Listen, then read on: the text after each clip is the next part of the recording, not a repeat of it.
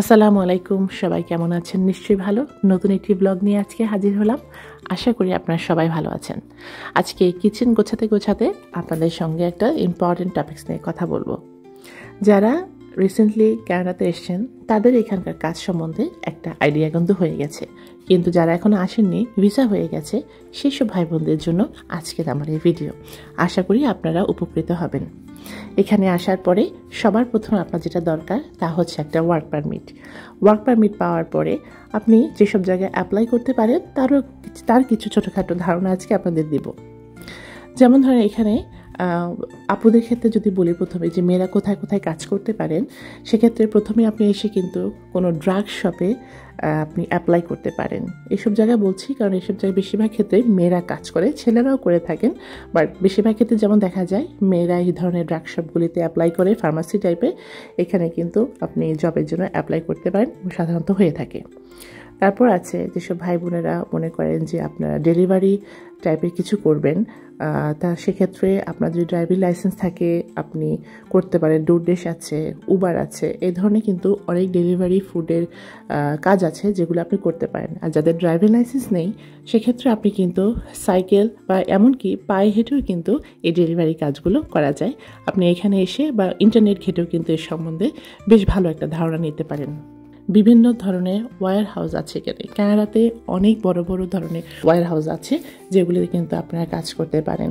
এই যেমন ধরেন ডলারামার একটা বিশাল ওয়্যার হাউস কিন্তু পুরো কানাডাতেই আছে, আপনি সেখানে অ্যাপ্লাই করতে পারেন। তারপর অ্যামাজনের ওয়্যার হাউস, সেখানে অ্যাপ্লাই করতে পারেন। অ্যামাজনের ওয়্যার হাউসে অনেক বাঙালি ভাই বোনেরা কাজ করে থাকেন, সেখানে তারা বেশ কিছু মানুষ কিন্তু হায়ারও করে এবং সেখানে কাজ হওয়ার সম্ভাবনা থাকে। তো এই একটা জায়গায় কিন্তু কাজ পাওয়ার একটা সুযোগ আছে। তারপর বড় বড় সুপার মার্কেট আছে, যে সুপার মার্কেটগুলোতে সাধারণত বাঙালি ভাই বোনরা এসে অ্যাপ্লাই করেন। যেমন ধরেন ম্যাক্সি আছে, প্রভিগো আছে, তারপর ওয়ালমার্ট আছে এবং অনেক বড় বড় কিছু সুপার মার্কেট আছে যেগুলো কিন্তু আপনি অ্যাপ্লাই করতে পারেন।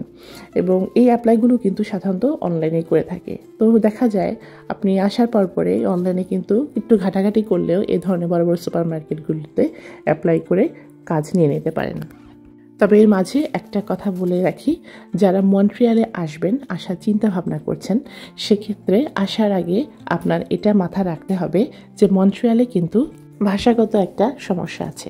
আচ্ছা, সমস্যা এই কারণে বলছি, যেহেতু আমরা বাংলাদেশ থেকে আসব, আমরা তো ফ্রেঞ্চ ভাষার সম্বন্ধে আমাদের কোনো আইডিয়া থাকবে না। তাই আপনি আসার আগে যদি ফ্রেঞ্চ ল্যাঙ্গুয়েজটার সম্বন্ধে আইডিয়া নিয়ে আসতে পারেন অথবা বেসিক ফ্রেঞ্চটা আপনি জেনে আসতে পারেন, তাহলে কিন্তু এখানে অনেক ভালো ভালো জায়গায় কাজ পাবেন। যারা ফ্রেঞ্চ জানেন তারা এখানে অনেক ভালো ভালো জায়গায় কাজ পান। আর যারা মন্ট্রিয়ালে আসবেন না, অন্য সিটিতে যাবেন, তো সেক্ষেত্রে আপনার এই ঝামেলাটা পোহাতে হবে না। তবে এটা ঠিক যে পুরো কানাডাতেই এখন কাজের একটা ঘাটতি রয়েছে। আপনি যখন বাংলাদেশ থেকে আসবেন, আসার আগে আপনার এটা মাথায় রাখতে হবে যে আপনি এসেই কিন্তু সাথে সাথেই কাজ পাবেন না, কিছুদিন আপনার সাফার করতে হবে, তারপর আপনি ভালো একটা কাজ ইনশাল্লাহ পেয়ে যাবেন। তবে যেহেতু সব জায়গাতেই কাজের একটা ঘাটতি দেখা যাচ্ছে, সবাই সাফার করছে এই কাজের জন্য, সেক্ষেত্রে কিছুদিন আপনার একটু কষ্ট করে আপনি যদি ধৈর্য ধরেন তাহলে নিশ্চয়ই একটা ভালো জায়গায় কাজ করতে পারবেন। কিছুক্ষণ আগে যে ডেলিভারি ফুডের কথা বললাম, ডেলিভারি ফুড ছাড়াও আপনি কিন্তু উবার ড্রাইভার বা অন্য কোনো ট্যাক্সি এই কোম্পানিগুলোতেও কিন্তু ড্রাইভার হিসেবেও কাজ করতে পারেন, যেটা অনেকেই করে থাকেন। সেক্ষেত্রে তো ড্রাইভিং লাইসেন্স আপনার লাগবেই। উবার ফুড ছাড়া বা আপনার ডোরড্যাশ ছাড়া এরকম অনেক ধরনের ফুড কোম্পানি আছে, সেগুলোতেও কাজ করতে পারেন। অথবা ড্রাইভার অথবা ট্যাক্সি, উবার ড্রাইভার অথবা ট্যাক্সিতেও কিন্তু আপনি অ্যাপ্লাই করে দেখতে পারেন। তারপর অনেক বাংলাদেশিরা কাজ করে থাকেন বিভিন্ন প্যাকিং ওয়্যার হাউসে বা প্যাকিং ফ্যাক্টরিতে। এইসব জায়গায় সাধারণত অনেকেরই কাজ হয়ে থাকে এবং আমাদের অনেক পরিচিত আছেন যারা এসব জায়গায় কাজ করেন এবং ওনারা সহজেই কাজ পেয়েছেন। বিভিন্ন প্যাকিং ফ্যাক্টরিতে আপনি কাজ করতে পারেন, সেটা ফুড প্যাকিং হতে পারে, কসমেটিক্স প্যাকিং হতে পারে, যে কোনো ড্রাই ফ্রুট অথবা মিট ফ্যাক্টরিতে আপনি কাজ করতে পারেন। এ ধরনের অনেক অনেক ফ্যাক্টরিতে আছে যেগুলোতে প্যাকিংয়ে কাজ করা হয়। এইসব জায়গাতেও কিন্তু কাজ পাওয়ার একটা সম্ভাবনা থাকে। আরেকটা বিষয় আপনি করতে পারেন, যেটা আপনি বাংলাদেশ থেকে আসার আগেও আপনি এটা করতে পারেন।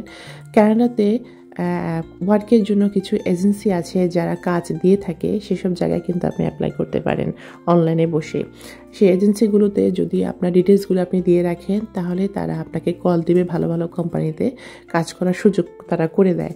আপনি যদি ইন্টারনেটে বা গুগলে গিয়ে সার্চ দেন যে কানাডা এজেন্সি, ওয়ার্ক এজেন্সি এই ধরনের কিছু, তাহলে কিন্তু আপনি ভালো ভালো এজেন্সিতে যোগাযোগ করে ভালো জায়গায় কাজ পেতে পারেন। এরকম এজেন্সির সূত্র ধরে অনেকেই কিন্তু ভালো ভালো জায়গায় কাজ করেন এবং কাজ পেয়ে থাকেন।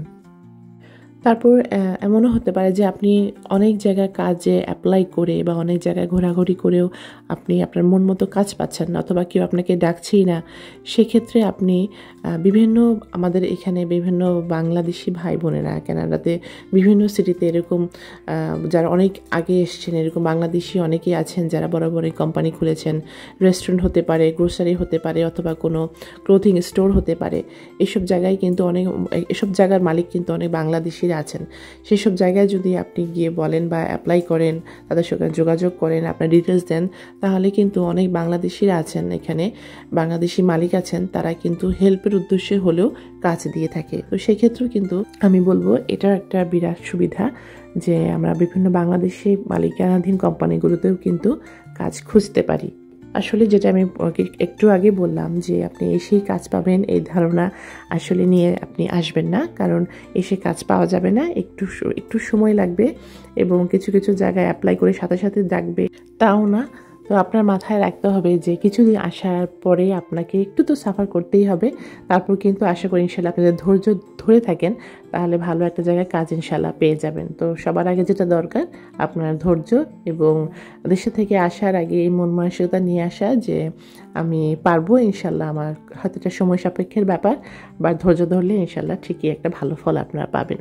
আর একটা জরুরি বিষয় শেষের দিকে বলে রাখি, যারা এখানে আসবেন এসে কিন্তু কাজের বাছবিচার না করে, আমার মনে হয় যে কোনো কাজই আপনি করতে শুরু করেন, যদি আপনি বাছবিচার করেন, আপনি কিন্তু শেষের দিকে পরে কাজ পাবেন না। কারণ এখানে যে কোনো কাজের জন্য কিন্তু এক্সপিরিয়েন্স চায়। তো আপনি যদি কাজের বাছবিচার করেন, সেক্ষেত্রে আপনি ভালো কোথাও কাজ পাবেন না। তো শুরুর দিকে যদি আপনি ছোট কোনো কোম্পানিতে কাজ করেন, তারপর আপনি 6 মাস পরে 7 মাস পরে আপনার যখন ভালো একটা এক্সপিরিয়েন্স হয়ে যাবে, তখন কিন্তু আপনি ভালো ভালো জায়গায় কাজ পাবেন।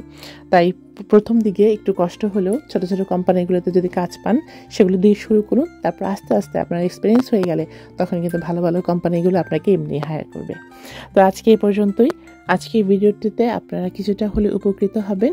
তো নেক্সট ভিডিওতে আপনাদের সঙ্গে আবার দেখা হবে। সবাই ভালো থাকবেন। আসসালামু আলাইকুম। Please like, share and subscribe our channel. Thank you.